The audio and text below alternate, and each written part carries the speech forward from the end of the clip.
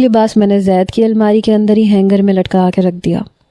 وہ سو چکا تھا، میں اس کے برابر میں ہی لیٹ گئی، اپنی آنکھیں بھی بند کر لیں کہ ٹھیک ہے، اگر اسے میری پرواہ نہیں تو مجھے کیا ضرورت پڑی ہے کہ میں اسے سوچتی پھروں۔ پتہ نہیں اپنے آپ کو سمجھتا کیا ہے۔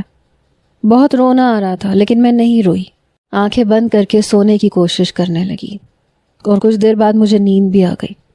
صبح سورج کی کرنیں سیدھا میرے چہرے پہ پڑی، میری آنکھوں پہ پڑ رہی تھیں تو میں نے بازو کو آنکھوں پہ رکھ لیا۔ مجھے ایسے لگا جیسے کسی نے پردے درست کیے ہوں۔ میں نے بازو سے اپنی آنکھیں ہٹا کے آنکھیں کھولیں تو ماہر تھا، اس نے پردے دوبارہ سے ٹھیک کر دیے تھے۔ کمرے میں پھر سے اندھیرا ہو چکا تھا، بس ہلکی ہلکی سی روشنی تھی۔ ایک لحاف اس نے میرے اوپر ڈال دیا، پھر زید کے پاس آیا، اس کے اوپر بھی لحاف اڑایا، اس کا ماتھا چوما اور پھر کمرے سے باہر نکل گیا۔ میں نے گھڑی کی جانب دیکھا تو صبح کے 6 بج رہے تھے۔ میں پھر سے سو گئی۔ 9 بجے اٹھ کے باہر آئی تو پتہ چلا موصوف آفس جا چکے ہیں۔ جس طریقے سے یہ مجھے نظر انداز کر رہا تھا، پتہ نہیں کیوں مجھے اس پہ غصہ آنے لگا تھا۔ زید بھی اٹھ گیا تھا، ناشتہ میں نے اسی کے ساتھ کیا۔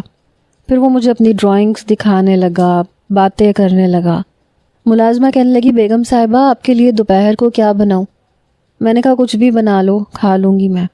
زید کہنے لگا کچھ بھی نہیں، اچھا سا کھانا بناؤ، مس افق کو پلاؤ پسند ہے، ایسا کرو پلاؤ بنا لو۔